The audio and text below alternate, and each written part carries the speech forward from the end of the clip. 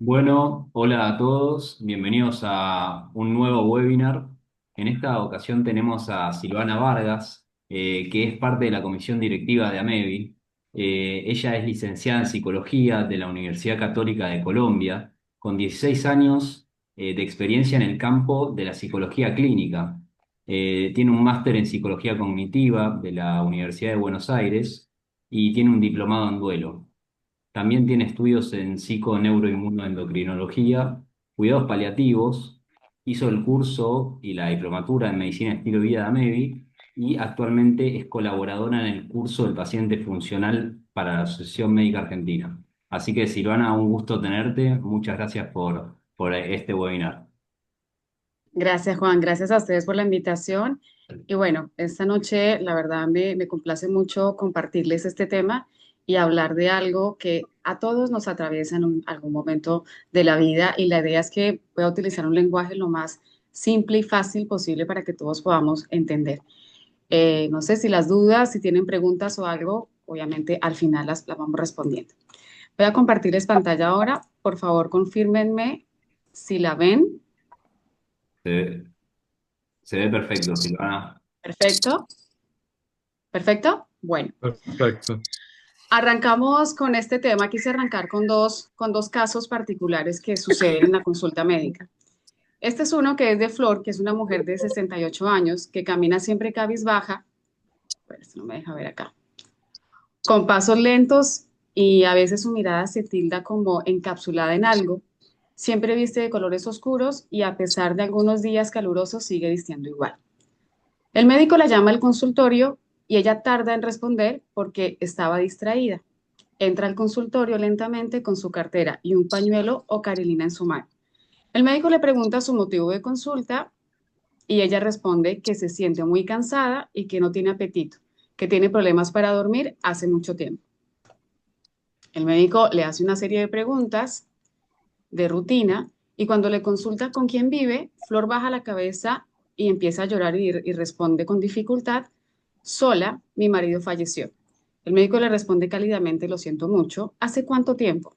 Y ella responde, 3 años ya. El médico la mira cálidamente nuevamente y le dice, ¿y su familia? Y Flor responde, mi marido era mi única familia. No tuvimos hijos y yo no tengo contacto con el único hermano que tengo hace unos años. Este es un caso real, lamentablemente. Aquí viene otro. Francisco es un hombre de 41 años, con 8 años de casado, un hijo de 5. Trabaja en una empresa como operario hace más de 15 años y económicamente viven sin angustias más allá de las habituales de cualquier familia. El médico lo llama al consultorio y le pregunta su motivo de consulta, a lo que él responde y empieza su narrativa, describiendo que no recuerda la última vez que durmió más de 5 horas de corrido, que sabe que está pasado de peso y que constantemente vive con sed y algo parecido a un hormigueo en las piernas. El médico le pregunta aproximadamente ¿hace cuánto que te sentís así? Y Francisco responde, se toma unos minutos para pensar y responde, hace unos 4 años, desde que falleció mi hija a la edad de 7 años. Estos son dos casos que, aunque no lo crean, son más habituales de lo que uno quisiera, lamentablemente. Pero aquí la pregunta, ¿qué sabemos del duelo? Elizabeth Kubler-Ross fue la madre o es denominada como la madre de la tanatología o del duelo. Ella nació en Suiza en el 1926, se graduó de médica en 1957 en la Universidad de Zúrich, se especializó en psiquiatría y recibió a lo largo de su vida más de 23 doctorados honoris causa. Ella dedicó su vida, gran parte de su vida, de hecho los últimos 20 años o más de 20 años, a estar con pacientes terminales, no solamente psiquiátricos, sino personas en los últimos momentos de su vida. Y fue incluso en esa época desprestigiada por sus colegas quienes la llamaban incluso la viejita loca. Ella fallece en 2004, pero dejó un legado muy grande a nivel internacional con el tema de qué pasa cuando estamos en los últimos momentos de fallecimiento y qué pasa también con la familia, ¿no? Ella dejó varias frases, esta es una muy icónica de ella. La vida es como ir a la escuela. Recibimos muchas lecciones, cuanto más aprendemos, más difíciles se pone. No le está gustando. Silenciamos los micrófonos, ahí está. Etapas del duelo. Bueno, no sé si de pronto alguno de ustedes las conocen. Las etapas del duelo son cuatro, que son estas: la negación, el enojo, la negociación, la depresión y finalmente la aceptación. Se habla de una siguiente etapa, ya les voy a hablar un poco de esto, pero estas son las fundamentales. Algo importante para hablar acá es que el duelo no tiene estas etapas en orden cronológico. No es que va la etapa uno, luego la 2, luego la 3, luego la 4 y la 5.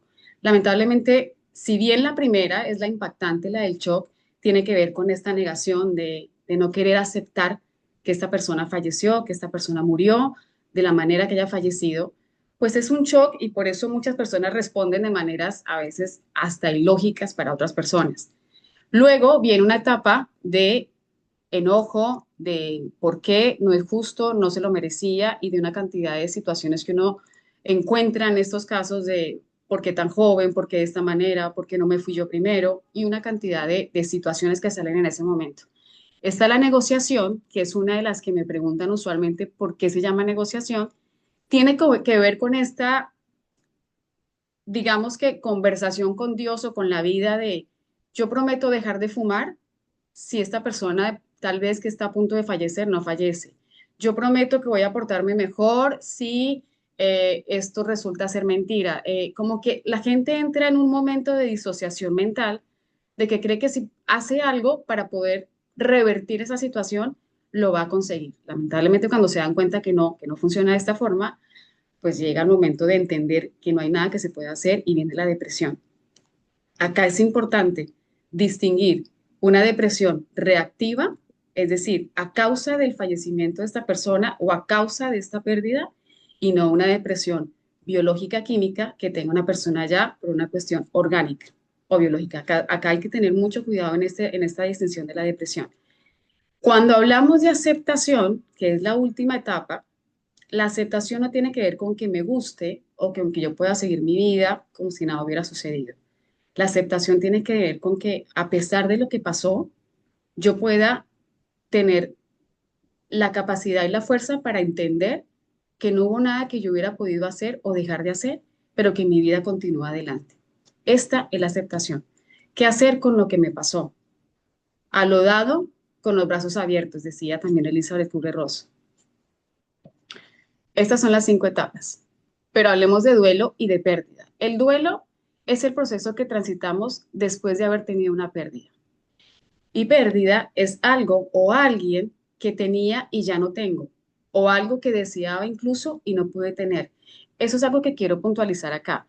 Muchas veces se menciona que duelo es solamente lo que yo tuve y lo perdí, pero cuando hay duelos que son socialmente no aceptados, como por ejemplo un proyecto de familia o un proyecto frente a alguien no haberlo logrado y haber hecho un gran esfuerzo por conseguir un proyecto laboral o tener hijos y no poder haberlos tenido o haber tenido pérdidas de embarazo y no haberlo hablado, también son pérdidas importantes porque son duelos no aceptados socialmente, es decir, de los que muy poco o casi nada se hablan.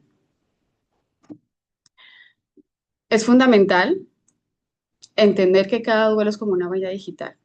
Es muy usual cuando muere la mamá, una abuela, que se vea la comparación entre hermanos, que porque fulanito hizo esto, que a fulanito le funciona aquello, que al esposo hizo esto, pero que a mí me pasó lo siguiente, y como compararse mucho, de hecho uno ve que las personas tienden a acompañar y a decir, a mí me funcionó cuando se me murió mi mamá tal cosa, cuando mi marido falleció, a mí me funcionó tal otra. Y realmente el duelo cada quien lo vive como puede con lo que tiene. Lo más importante es poder estar ahí para este doliente, para la persona que necesita un apoyo, un acompañamiento, sin juzgar qué está bien o qué está mal. Cada uno hace lo que puede y no hay un manual o un reglamento que diga qué es lo que se tiene que hacer y en qué orden. Esto es algo muy espontáneo, esto es algo demasiado emocional, es algo demasiado visceral como para poder ponerlo en casillitas de un, dos, tres. Por eso se habla de que cada uno es una huella digital. Cada persona lo vive como puede y en el tiempo y el ritmo que puede. Hay personas que tardan 2, 3 años en empezar a mover su vida, de alguna manera a retomar sus proyectos y su vida. Hay personas que tardan demasiado tiempo y les cuesta arrancar. También hay que tener paciencia con nuestros propios tiempos, con mi ritmo.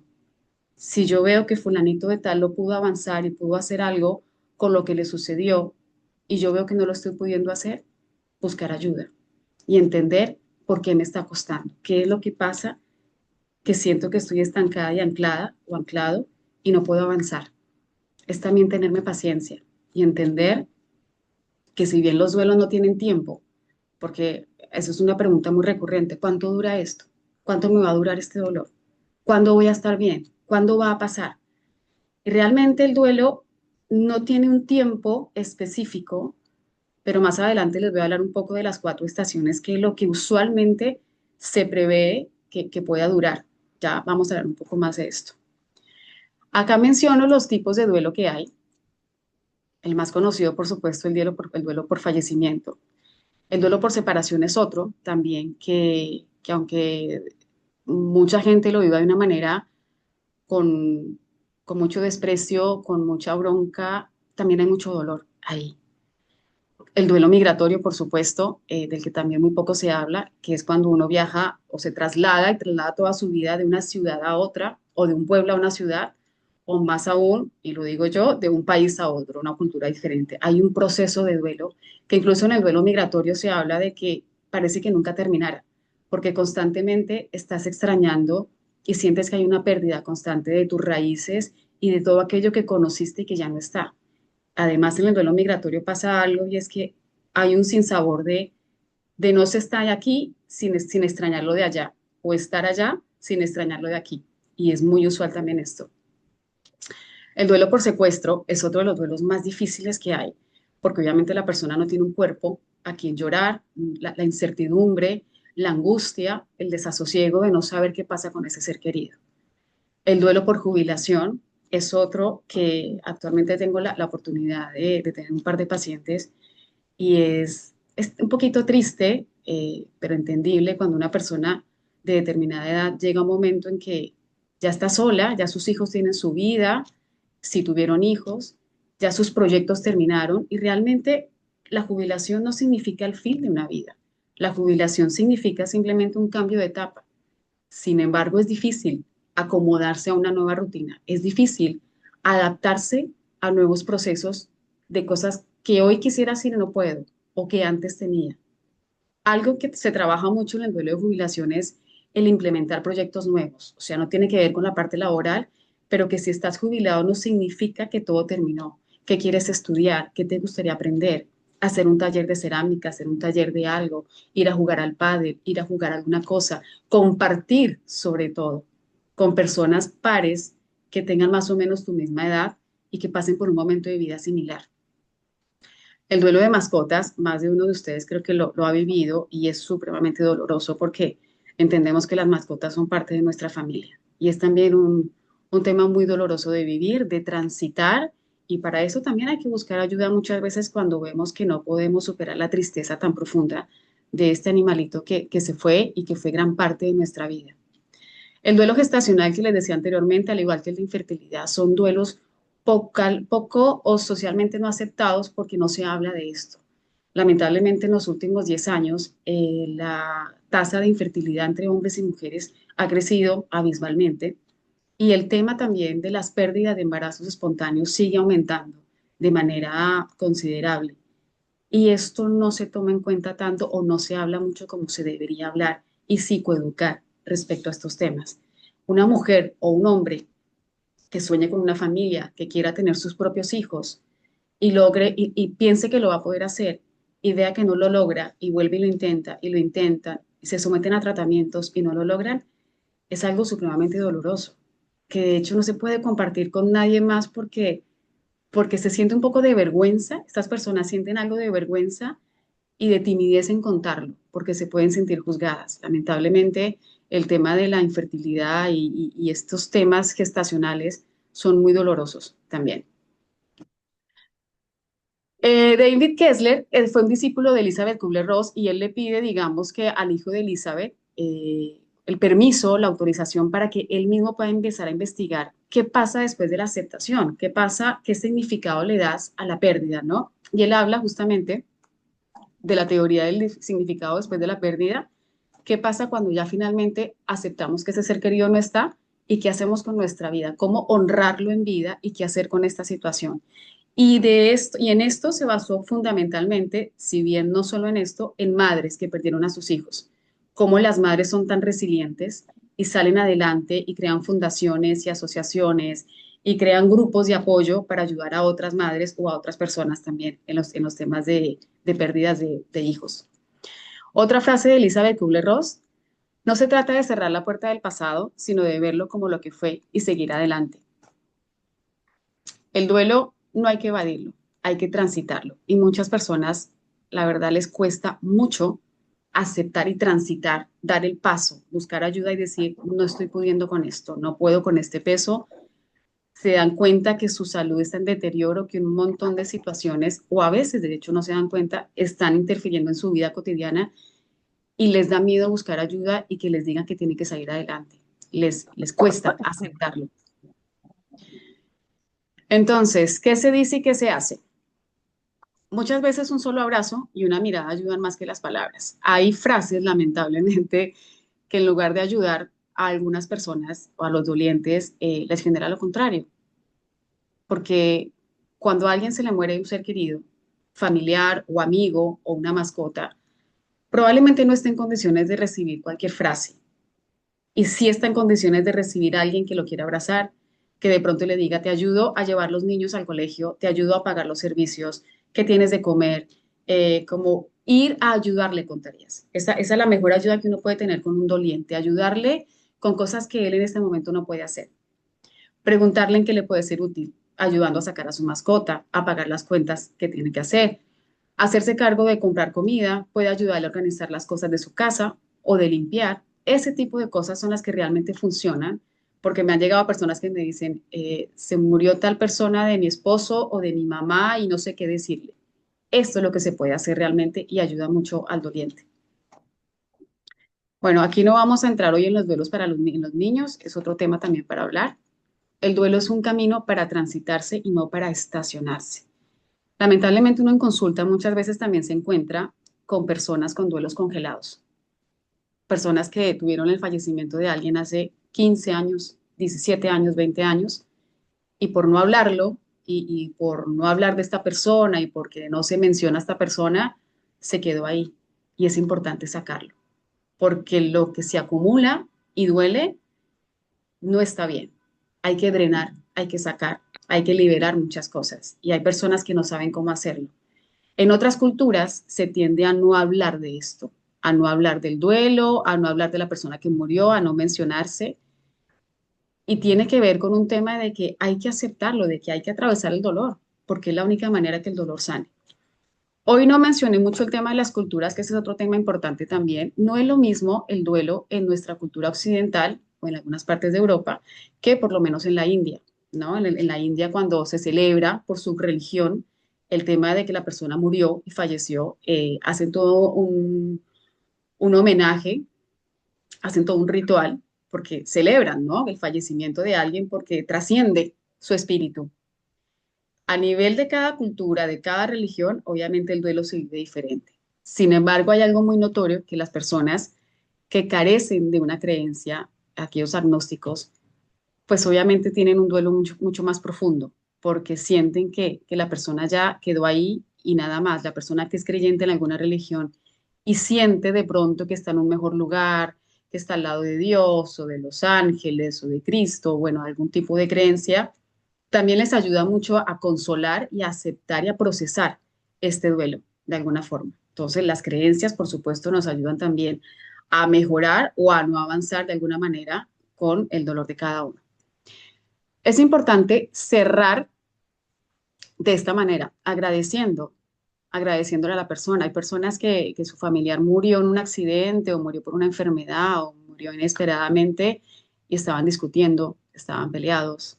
Así que es importante agradecer, perdonar y perdonarse, porque también son momentos donde la gente se da muy duro y dice, yo por qué hice esto, yo debía haber hablado, yo debía haberlo visitado, yo debía haberlo llamado. Entonces, perdonar y perdonarse es importante, porque es importante para el doliente, para el que queda. Decir todo lo que se siente, aunque la gente se sienta cohibida socialmente por decir cosas, es importante y yo los invito siempre a que lo hagan.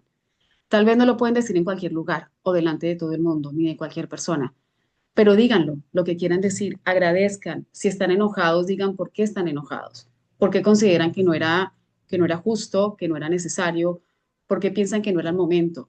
Agradezcan también lo vivido con esa persona. Finalmente, decir adiós es importante y poder despedirse.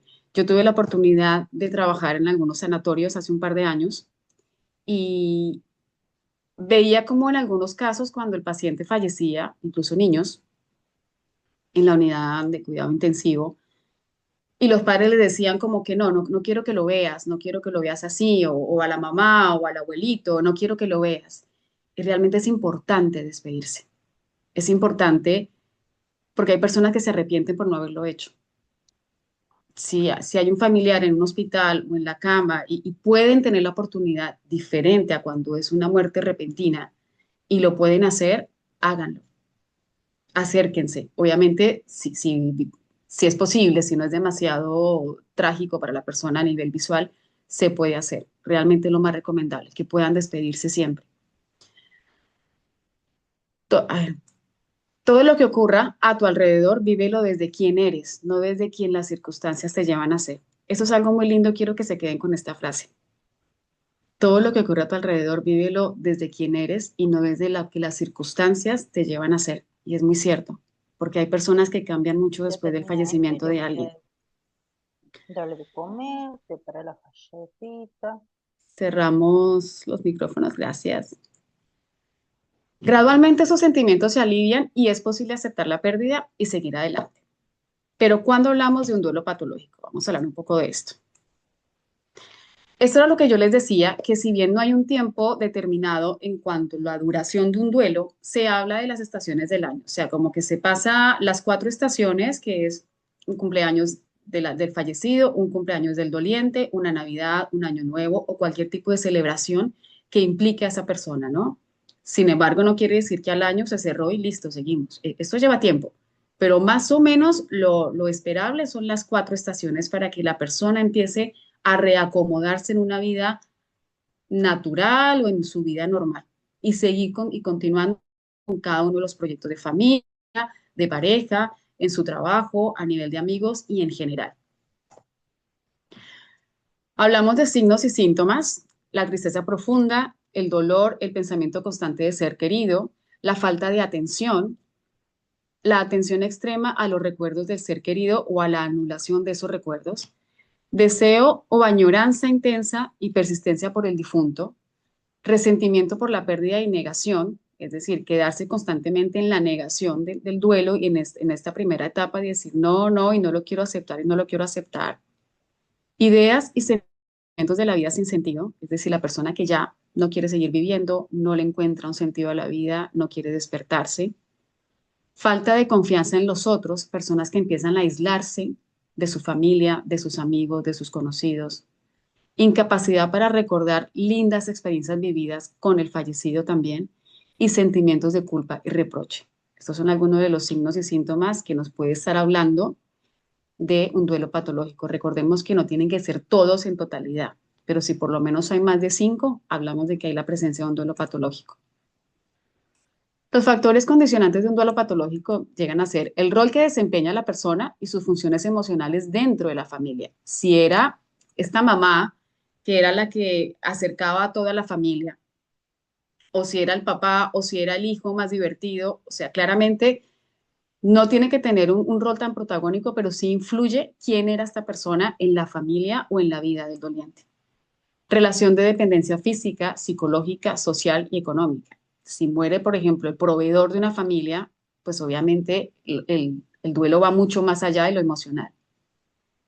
La edad de la persona fallecida, obviamente sabemos todos que siempre decimos es que una persona estaba muy joven para morir o no le faltó muchísimo para vivir. Edad de quien ha sufrido la pérdida. No es lo mismo una persona un niño que pierde a su mamá, un niño de 10 años que pierde a su mamá, que una persona de 30 que ha vivido más tiempo con la mamá y que tiene otro momento de su vida. También influye mucho la edad. Circunstancias de la muerte y soporte recibido, por supuesto. La personalidad del doliente. Estas personas que dicen, yo estoy bien, estoy entero, no me pasa nada, tengo que seguir trabajando y se encapsulan en el trabajo o se encapsulan en otra cosa para no tener que vivir el dolor. Trastorno psicopatológico, obviamente previo, presencia de otras experiencias de duelo o no, si nunca se le ha muerto a alguien o si ya ha tenido varios fallecimientos recientes, ausencia de apoyo social y nivel socioeconómico bajo. Aquí hablamos nuevamente de uno de los pilares de la medicina y el estilo de vida, que es la importancia también de la parte social, de tener la red de apoyo de los amigos, de la familia, de tener contención. Ausencia de apoyo social, nivel socioeconómico bajo, presencia de apoyo espiritual también, independientemente de lo que llames espiritualidad. Puede ser una religión, puede ser simplemente meditar, puede ser simplemente un maestro o alguien que lo guíe en alguna de unas prácticas de meditación. Y por supuesto, factores culturales que influyan en el manejo del duelo. Lo que hablaba anteriormente, depende de la cultura en la que crezcamos y en la que vivamos, vamos a vivir un duelo de alguna u otra manera. Este es un artículo que quise mostrarles, donde según el DSM-5, que es el diagnóstico psiquiátrico actualizado, habla de trastorno por duelo prolongado, un nuevo diagnóstico. El duelo prolongado es una respuesta normal de duelo, pero persistente y profunda. Las manifestaciones se extienden por un atípico periodo de 6 meses o más, según el CIE-11, o de 12 meses, según el DSM-5, o sea, un año. Después de la pérdida de un ser querido, en el trabajo se destaca la distancia conceptual del nuevo trastorno con el enfoque clásico, reflejado con otra sección de DSM-5, lo que sugiere un desacuerdo entre distintos grupos de trabajo y pertenece al enfoque clásico también, la perspectiva de Freud y su diferencia entre el duelo y melancolía, entre la depresión, es decir, la melancolía, recuerden que Freud la trataba como una depresión mayor. Se ilustra el trabajo de duelo en un caso particular y autobiográfico que muestra que la frontera entre lo normal y lo patológico es incierta en el duelo.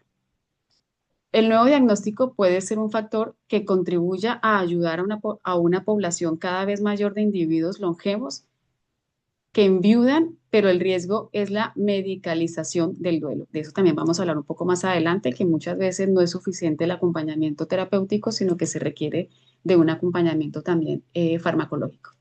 La intervención psicológica, como la terapia cognitivo-conductual, ayuda a las personas a reestructurar sus pensamientos sobre la pérdida y aprender formas más saludables de afrontarla. Sin embargo, en algunos casos, llega a ser necesario el uso de medicamentos para tratar los síntomas de depresión o ansiedad.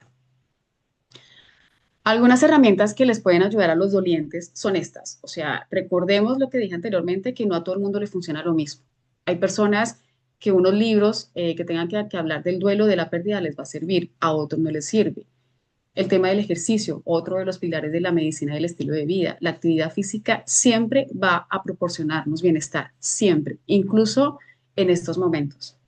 Obviamente no hablamos de que si ha pasado una semana, yo ya salga corriendo a un gimnasio o a meterme a nadar o a jugar al pádel. La idea es que lo podamos hacer progresivamente y gradualmente en la medida que el doliente pueda hacerlo. Las mascotas son sin duda uno de los mayores bastones y apoyos en ese momento. Tener mascotas, el perro, el gato, el conejito y poder abrazarlos y poder tener contacto con ellos y tener sobre todo este contacto energético con ellos ayuda muchísimo. Por supuesto, conversar. Si no queremos hablar con todo el mundo, escoge una persona, mi amiga o mi amigo del colegio o fulanito de tal que es mucho más tranquilo, que no me juzga, que me escucha. Encontrar a alguien, al menos uno del grupo de amigos para poder conversar del tema o simplemente para hablar de otros temas, pero estar distraído, estar entretenido también con otras cosas. Obviamente las actividades manuales o de otro tipo de cosas siempre van a ayudar. La escritura es algo que ayuda muchísimo a la persona que no puede sacar y que no puede hablar o verbalizar este dolor. Ayuda mucho a escribir. Escribir una carta a esta persona que falleció, escribir una carta a la vida o escribir simplemente lo que le nazca. Un diario de gratitud también se recomienda mucho porque funciona en el proceso terapéutico. Y el contacto con la naturaleza es otra de las cosas que ayuda muchísimo. El respirar, el salir, el tener contacto con el agua, con el cielo, con el verde, ayuda también muchísimo y se han encontrado estudios donde realmente todos este tipo de herramientas ayudan al estado de ánimo de una persona que está atravesando un duelo. Patológico o no, sobre todo cuando no es patológico. Si es patológico, esto va a ayudar, pero necesitaríamos una ayuda adicional. Esto es todo por ahora. No sé si tienen alguna pregunta. No sé si fue muy cortito. Muy bueno, Silvana, la verdad súper interesante, muy lindo también para incorporar conceptos sobre duelo para las personas, para los profesionales que atendemos pacientes y que pueden estar transitando algo por el estilo. Bueno, el micrófono está abierto y el chat por si alguno no tiene ganas de hablar. Ahí hay una mano levantada. Silvia, ¿querés preguntar algo? ¿Qué tal? Buenas tardes. Quería hacerte una pregunta con respecto a, desde tu experiencia personal, además, el Ujú, tema de los migran, ¿sí? ujú. Te comento, yo tengo una amiga que es brasilera y hace 30 años que está, y cuando ella puede, recuerda que es una desterrada, ¿no? No es Sí, que se vino, ella se vino, se casó, o sea, está bien, pero sí, sí, sí, vive como un destierro. Entonces, sí. esto del duelo por eh, Migratorio, duelo migración, migratorio. ¿cómo se trataría en el caso de que haya alguien de que realmente le pese demasiado y no pueda Ujú. volver a su país, ¿no? Ok, siempre es importante encontrar un grupo de contención similar, es decir, un grupo de personas que pasen lo que vivo yo, que yo me sienta entendido, que me sienta, ¿te pasa lo mismo? Sí, a mí me pasa esto y a vos sí me pasa lo mismo. Siempre es importante el grupo de contención. No necesariamente que sean de su mismo país, pueden ser migrantes de otra parte, pero que identifiquen vivencias similares. Y esto que te dice tu amiga es así. Por más de que uno eligió y uno tiene su vida y se estableció y en mi caso nadie me está obligando a estar acá, pues realmente se extraña. Y entre más pasa el tiempo con el duelo migratorio, es más difícil. Esa es la dualidad con el duelo migratorio, que entre menos tiempo pasa, uno está como adaptándose más a su nueva cultura. Pero entre más tiempo pasa y más asentado estás en este país o en el país que elegiste vivir, extrañas mucho más y es mucho más difícil no compartir un día del padre, un día de la madre, un cumpleaños o cualquier momento importante. Entonces, los olores, los sabores, la música, la esencia de cada uno, que obviamente está en nuestra raíz, se extraña. Pero sí puedes decirle a ella que comparta con grupos de personas también extranjeras que vivan esto, que a veces se hacen dinámicas de extranjeros donde se comparte de manera agradable, tampoco es algo como muy dramático, simplemente se conversa y se hablan de ese tipo de experiencias. Y eso ayuda mucho porque eso da un sentido de pertenencia. No soy la única, no soy el único. Entonces, eso genera sentido de pertenencia y ayuda mucho.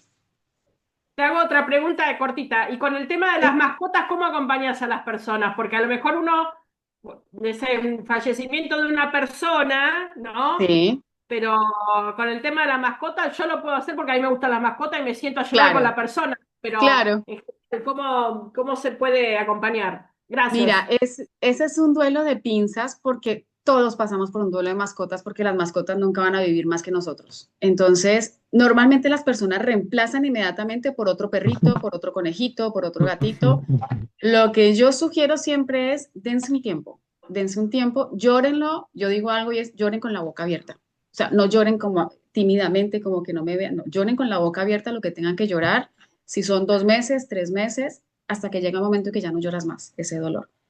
Hay personas que les funciona poner la foto de la mascota, que yo a veces les digo, intenta poner una foto de tu mascota en la mesita de luz o en un lugar de tu casa que te guste, escríbele una cartita a la mascota agradeciéndole por el tiempo que estuvo con vos, por lo que hizo con vos, háblale, préndele una velita, o sea, cada uno le funciona. Hay personas que no, hay personas que simplemente, yo tuve una paciente reciente que le dio incluso un ataque de pánico después de que su conejito murió y a ella se le ocurrió la idea, sin preguntar, de irse a un refugio de conejitos después, porque ella pensó que ya estaba bien.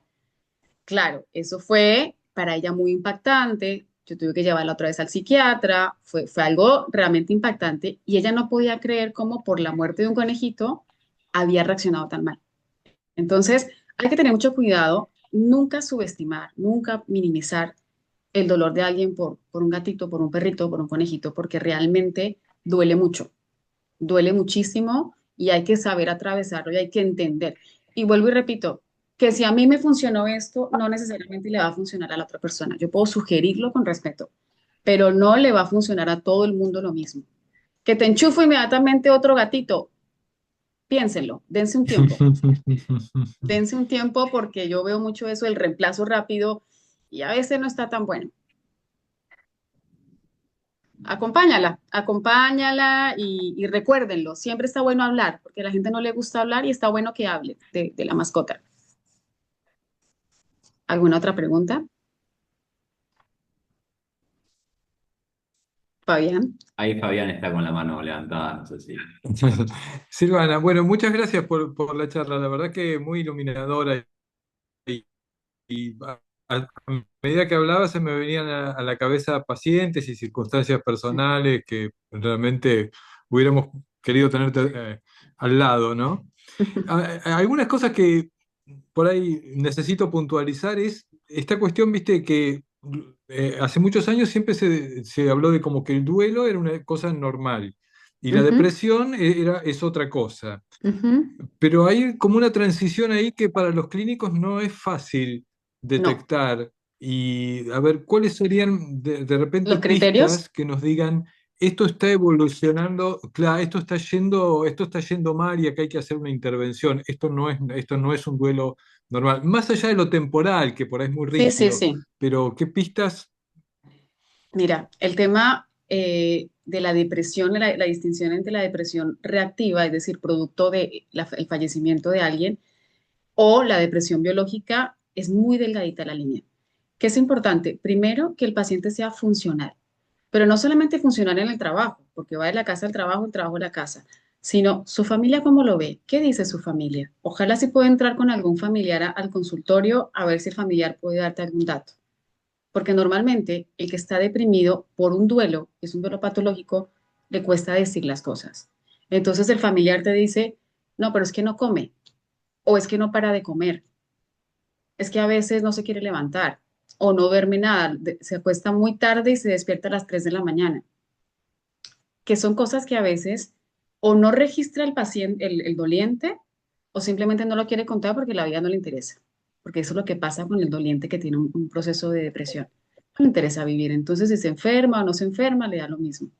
En el médico, en el consultorio, por eso como que puntualicé estos dos casos, cuando una persona te dice, se murió mi marido, como es el caso de Flor, hace 3 años y no tengo a nadie más, ahí es como decir, ok, ¿qué puedo hacer para que Flor no empeore, no se deteriore?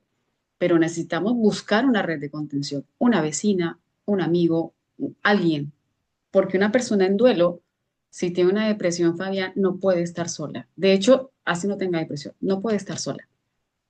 Es muy, muy difícil que una persona pueda seguir adelante porque yo todo lo puedo y lo voy a lograr y puedo hacerlo solo. Eso no es cierto. Se necesita una contención y se necesita el apoyo siempre de alguien, de un jefe, de un compañero o de alguien. En la consulta médica, ustedes tienen 20 minutos para medir esto, para mirar. Por ejemplo, ahí vos me corregirás, una persona que tenga el azúcar disparado porque no para de comer, porque obviamente está todo desprolijo, no duerme bien, no come bien, no hace actividad física o hace actividad física en exceso, ahí vos te das dando cuenta, ¿qué está pasando acá, no? Y ahí la intervención de, ¿y su familia? ¿Y con quién vivís? ¿Y el fin de semana qué haces? Y ahí se pueden sacar tres, cuatro cositas que les pueden apuntar a ustedes de decir, puede ser que esta persona esté pasando por una depresión o no.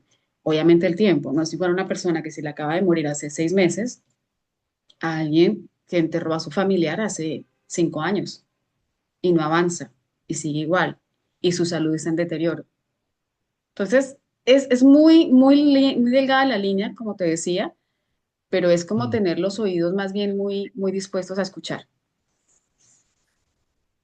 Pero me da la impresión de que como que lo que vos enfatizás es la funcionalidad, ¿no es la cierto? Cuando notás funcionalidad. que la persona deja de funcionar, ahí sospechás que, bueno, por ahí estamos pasando de un duelo a una depresión. Ujú.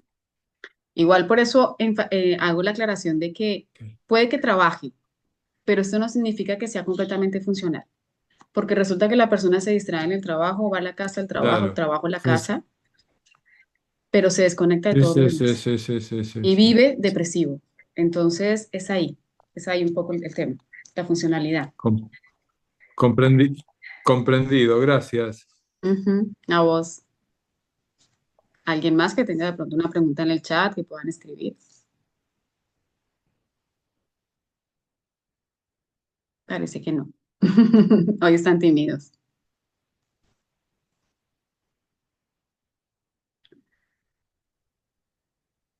¿Alguien más que quiera preguntar? Ahí en el chat, Anabela te pone muchas gracias. Gracias, Juan. Bueno, por ahora parece que no. Bueno, me parece que no.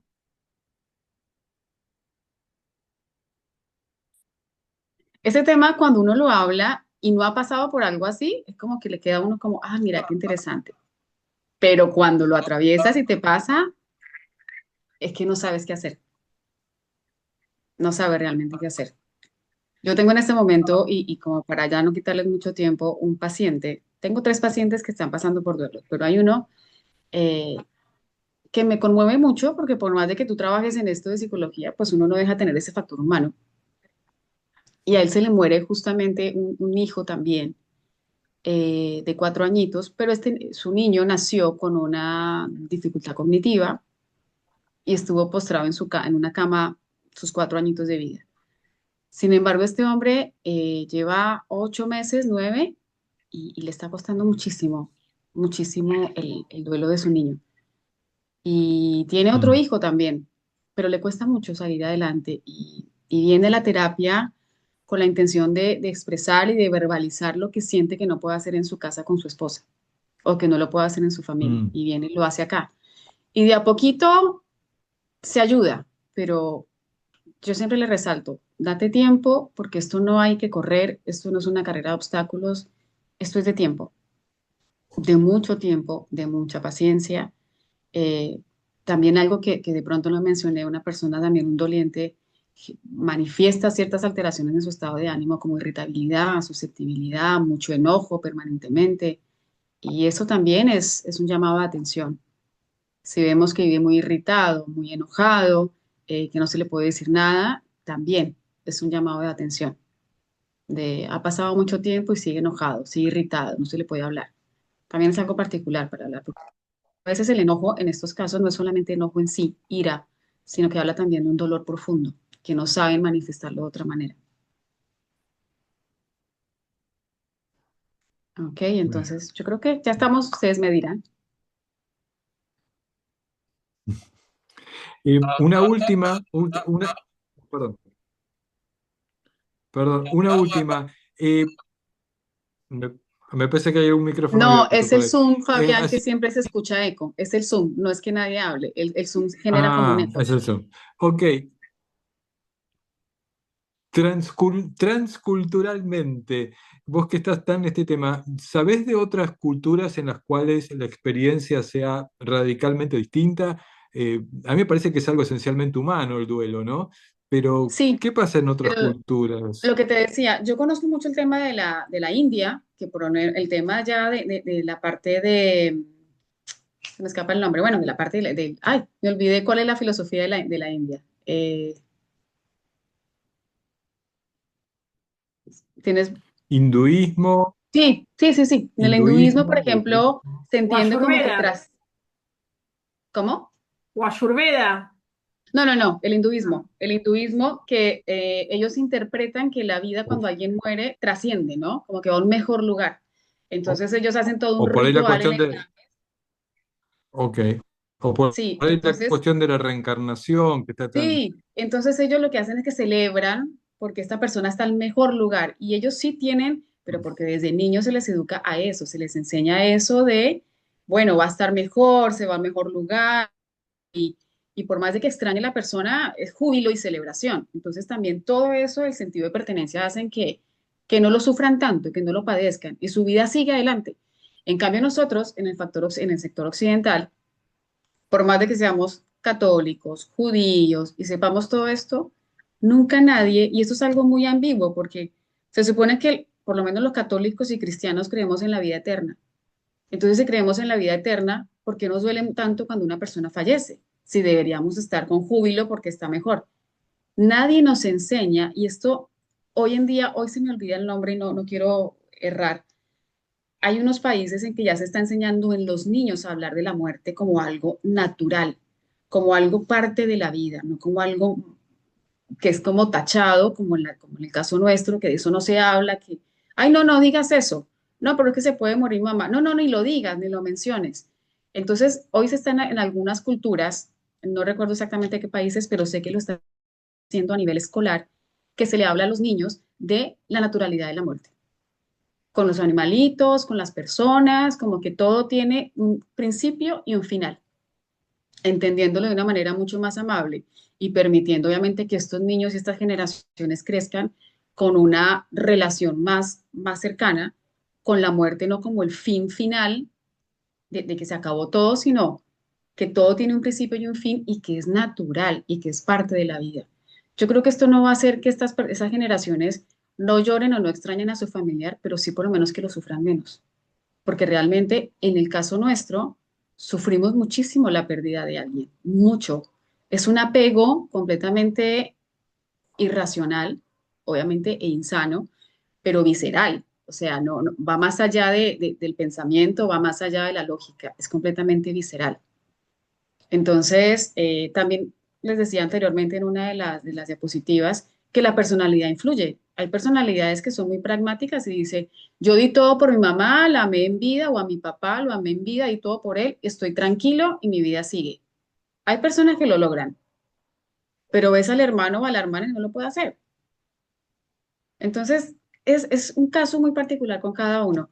Pero, Fabián, realmente yo creo que sí hay otras religiones y otras filosofías de vida en otro tipo de países. Desconozco y no investigué, digamos, el tema en Tailandia o en otro tipo de países, de lugares orientales, que seguramente tienen también otra idea diferente de lo que es la muerte a nivel oriental.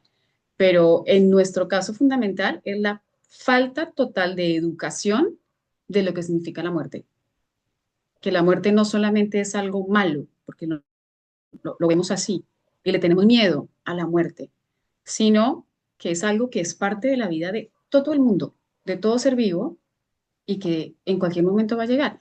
Obviamente, lo doloroso es la forma, la manera, el momento, eso sí, pero que es algo que va a suceder y cómo poder seguir adelante a pesar de esto, a pesar del dolor. O sea, cómo una persona tiene que trabajando y manteniendo a los hijos y criándolos y manteniendo también al esposo o a la esposa como si nada hubiera pasado cuando tiene un dolor inmenso que no puede transitar. Las personas empiezan a tener desatención en el trabajo también, empiezan a tener fallas en los informes laborales o si trabajan en una fábrica o en una empresa de algo así, empiezan a tener serios problemas de atención. Los niños empiezan a tener serios problemas de disciplina, problemas también de aprendizaje, que el tema de los niños lo quiero tratar en otro momento, pero también es muy distinto, muy diferente cómo se viven los niños. El lenguaje que hay que usar con los niños, ¿se les debe explicar? Sí. Se les debe hablar con la verdad, obviamente, a la edad del niño, ¿no? Con palabras a la edad del niño. Pero se les debe hablar diciendo no, vino un pajarito y se lo llevó, o Dios lo llamó para que esté a su lado. Realmente hoy se investiga que no es tan bueno eso, que hay que hablar con la verdad, con sutileza, obviamente, con mucha cautela con los niños, pero hablar con la verdad, porque los niños sí procesan mucho más rápido esto.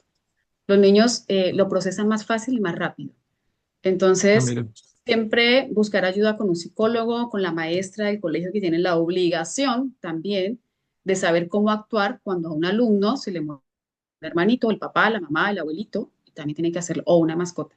Entonces, a los niños hablarles siempre, no decirles que desapareció, que se perdió, que no volvió a la casa, no. Hay que decirles las cosas como son, no importa la edad del niño. Los niños se entienden y los niños no son tontos, pero hay que saberles explicar. Es fundamental.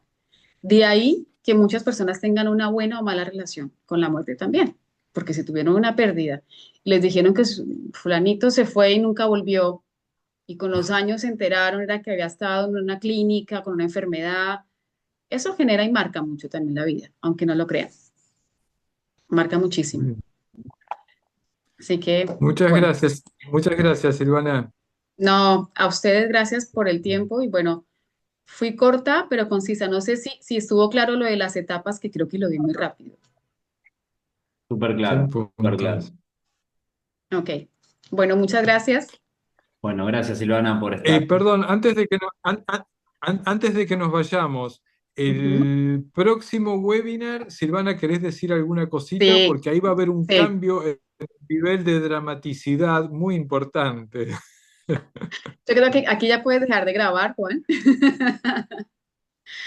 Para el próximo webinar vamos a tener un tema muy diferente a este, un tema muy dulce, un tema muy que a todos nos va a gustar muchísimo, que es el tema del chocolate.